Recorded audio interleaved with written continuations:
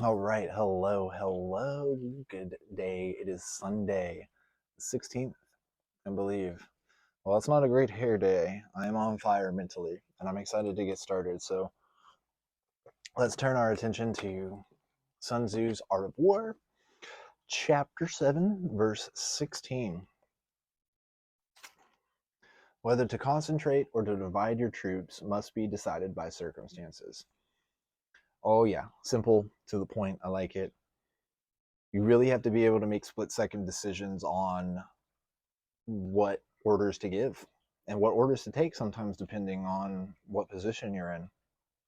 So, your troops being a metaphor for your mental capacity, could be your employees. There's just all kinds of different little things that we can think of that troops could stand for. So, whether to concentrate or to divide your troops must be decided by circumstances.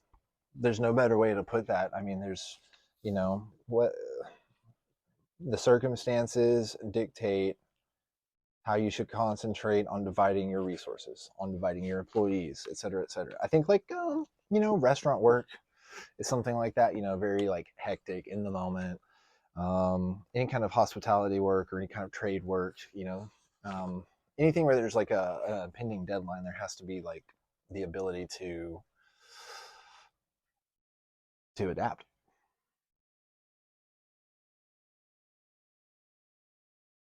Okay, so this version says, so a military force is established by deception, mobilized by gain, and adapted by division and combination.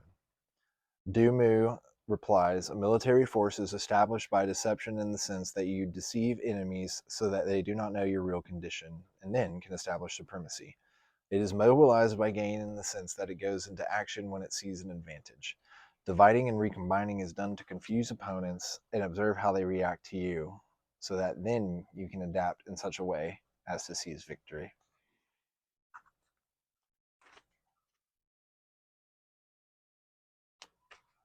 So dividing and recombining is a way to confuse opponents and observe how they react to you. So dividing your mental resources could very well be metaphorically, take a break, take a breath, take a step back from the situation. I mean, we've already talked about this month and just a few days ago, taking a step back, analyzing things, and getting a better perspective on what's going on. And sometimes that has to be done strategically and instantaneously, and in a split second of the moment, decisions are being made. All right, July 16th, progress of the soul. To what service is my soul committed? Constantly ask yourself this and thoroughly examine yourself by seeing how you relate to that part called the ruling principle. Whose soul do I have now? Do I have that of a child, a youth, a tyrant, a pet, or a wild animal? What animal would you be? If you're an animal, which animal are you? Marcus Aurelius, Meditations 5.11. To what are you committed? What cause? What mission? What purpose? What are you doing? And more importantly, why are you doing it? How does what you do every day reflect in some way the values you claim to care about? Are you acting in a way that's consistent with something you value, or are you wandering, unmoored to anything other than your own ambition? This is that I like. I like, especially personally, reflectively. Okay, so when you examine these questions, you might be uncomfortable with the answers. That's good. That means you've taken the first step to correcting your behavior, to being better than those wild creatures Marcus mentions. It also means you're closer to discovering what your duty calls you to do in life. And once you discover it, you've moved a little bit closer to fulfilling it. Man, this is a good one. I like this reading. I mean, like so much, I want to bookmark it, but I also like being surprised um, next year. So, yeah.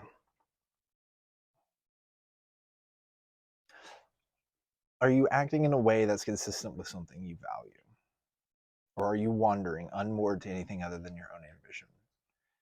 Long story short, there have been times in my past where I've been pursuing a career or something I find interesting,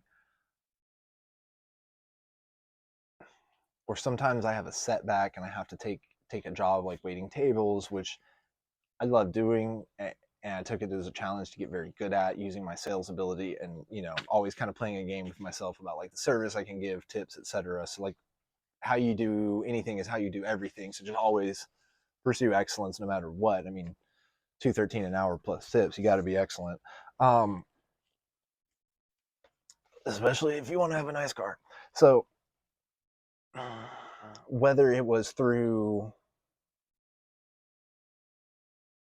perceptually ultra success, I guess, like people were like, oh, he's so young, he's doing this, but like imposter syndrome internally. And then no direction. Like, yes, I'm doing this thing as like a financial advisor now, but I don't feel fulfilled. And you just don't get it. And then you get older and you start getting more experiences, and then you realize like, okay, so maybe it was like right thing, wrong time. I think it's just important to always be reflective and always just to tie these together, constantly ask yourself, what service is my soul committed to? And so, where am I going internally? Split second decisions of the army, of your troops. How do you divide them to conquer? What, that was funny. What are you focusing on to fulfill your life's mission? If your troops are divided, and kind of playing off of what Sun Tzu's talked about the last couple of days, you're going to fail. Like if you push too much to gain an advantage, if you march your troops too hard, surely you'll lose them because they'll just be exhausted. And like if your troops are wandering, unmoored, just not sure what their goal is, if your employees like don't know like what the vision of the company is, I mean it kind of like falls into, they can get split. So there's just various meanings to today's reading, and so be interested to hear your thoughts on the East and the West and how those are being combined between Marcus Aurelius and Sun Tzu. So until then, keep standing tall, and we'll see you on the next one.